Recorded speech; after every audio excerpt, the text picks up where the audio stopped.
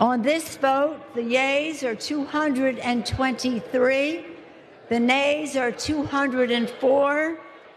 The bill is passed. Without objection, a motion to reconsider is laid upon the table.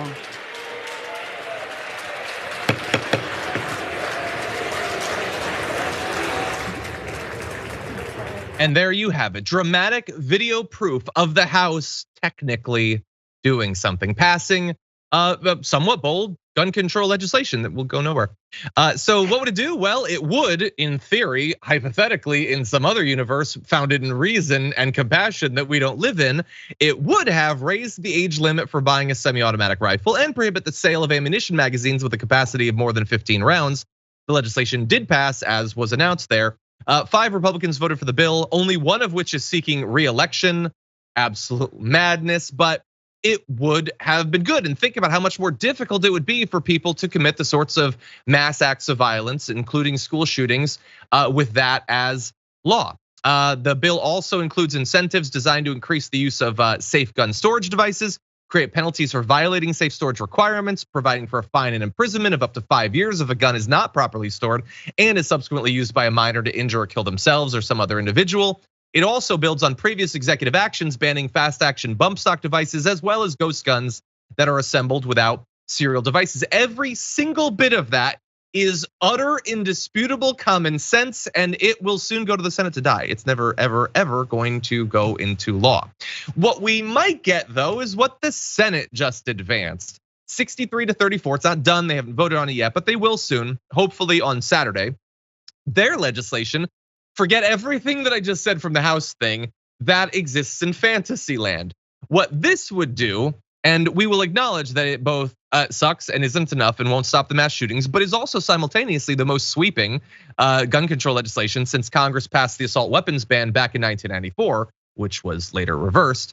It provides financial incentives for states to create mental health programs and implement red flag laws, requires expanded background checks, not notably universal background checks for gun buyers under 21, increases penalties for straw purchases of firearms, meaning you buy it to then give to someone else, which if the penalties are not super high, then what's the point of any of this? It closes the so-called boyfriend loophole, prohibiting romantic partners convicted of domestic violence and not married to their victims from getting firearms, notably for 5 years, not for life. The legislation right now does not restrict any rights of existing gun owners, except conceivably an unstated but sort of assumed right that you can beat your partner and then buy a gun. They seem to think that should be a right. That has now been restricted, so boo-hoo for them. It would make it easier to remove guns from people threatening to kill themselves or others, as well as people who've committed domestic violence. Clarifies who needs to register as a federal firearms dealer and cracks down on illegal gun trafficking, as well as providing money for mental health services and community-based anti-violence programs and some other things too. 14 Republicans, so all of that, it barely does anything. And they got 14 Republicans. And that might be the thing that ends up passing. We'll see. Not all that good stuff in the House bill that was passed, mostly for show. I mean, it's not gonna happen, JR. We might get this. This is what we're looking at. Again, it goes up to the upper chamber, as they call it, and the Senate has to be the ones to determine whether or not they're gonna do anything about it. What's the point of these House bills? Actually, the use of these House bills is for them to say how radical the House is and actually wanting 21-year-olds to have the minimum age for buying a firearm. Or actually, no, they did go these red flag laws, which again, we'll see, because this is what they're saying they're looking to do. And then you see John Cornyn go to the Texas Republican convention over the weekend and get booed, and half the crowd is screaming, no red flag laws. Maybe they should ask them, which people do you think are gonna be affected by these red flag laws? You? Because they keep calling yourselves legal gun owners, legal responsible gun owners. Weird how that works, because apparently you beat on your spouse and you wanna buy a gun right afterwards. Apparently you show signs of wanting to shoot up a school or a bank or a stadium, and then you wanna get your gun. Are these the people that you wanna support? Because they just say these things blanket statements as if everyone who has a gun is a law-abiding gun owner. Yeah. In fact, many of them who are turn into non-law-abiding gun owners as soon as they start shooting up this Buffalo grocery store or this school. They were, and also the hospital out in Tulsa, I believe. Those were law-abiding gun owners. But we're okay with that. 100%. By the way, really fast, I'm gonna read a couple more graphs. Before I do it though, I'm gonna read a few names, and this is a game for the chat. There is a name that is on this list. There is a name that is not on this list. Let's see if you can identify them.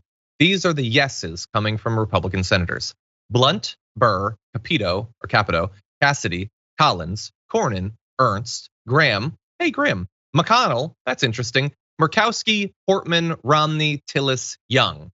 Toomey was absent, but a likely yes. There's a name that's on there. There's a name that's not on there. We're gonna proceed, and I'll go back to that in a second. So really fast, the House Judiciary GOP, just to give you an idea of where they stand, said no gun bill, no amnesty, period. It's the only time they're comfortable with periods, by the way, on the Republican side. So no gun bill, not like no bans or nothing.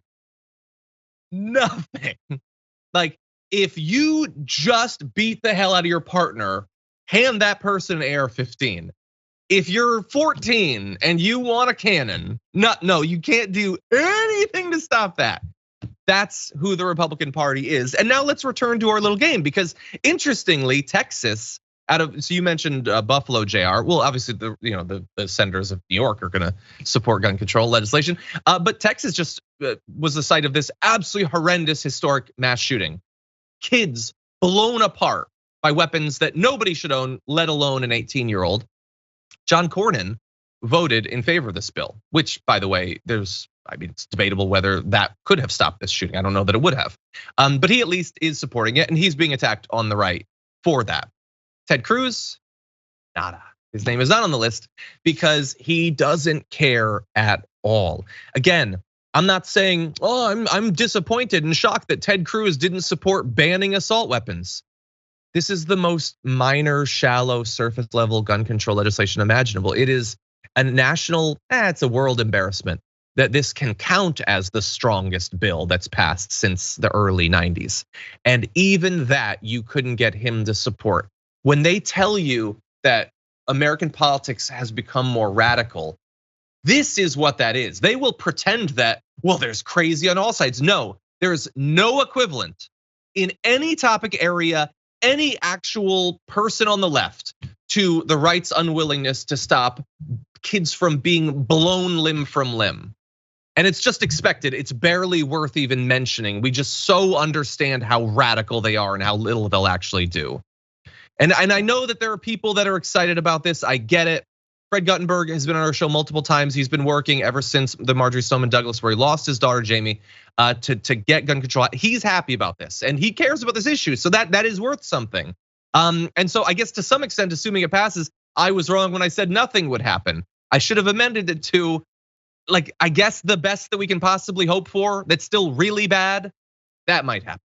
Yeah, it's gotten to the point where people then have to try and hope for scraps, as you were talking about. They have to be happy for the scraps and the little bit that there is. Remember, they got mad at Nancy Pelosi for saying that, what they're trying to give people economically is scraps. Like, how dare she say that we're giving Americans scraps?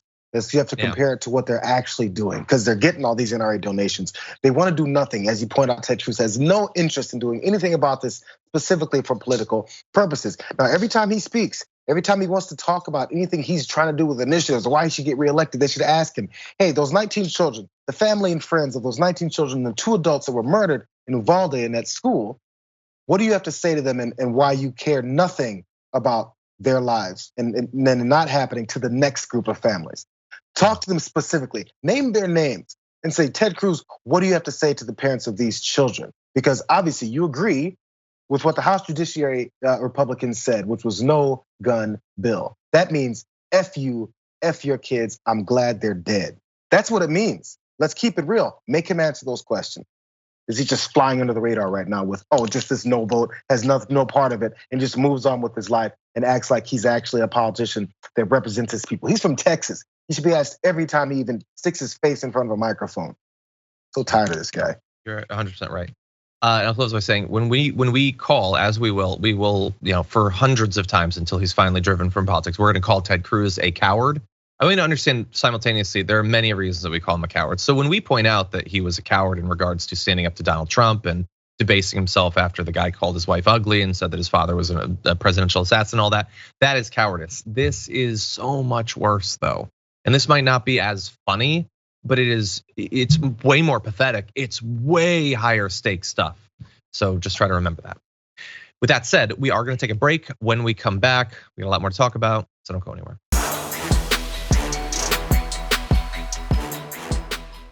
For more political news breakdowns, interviews, stories of activism, and me trying my hardest to care about the occasional big celebrity news story, subscribe to our YouTube channel at youtube.com/The Damage Report.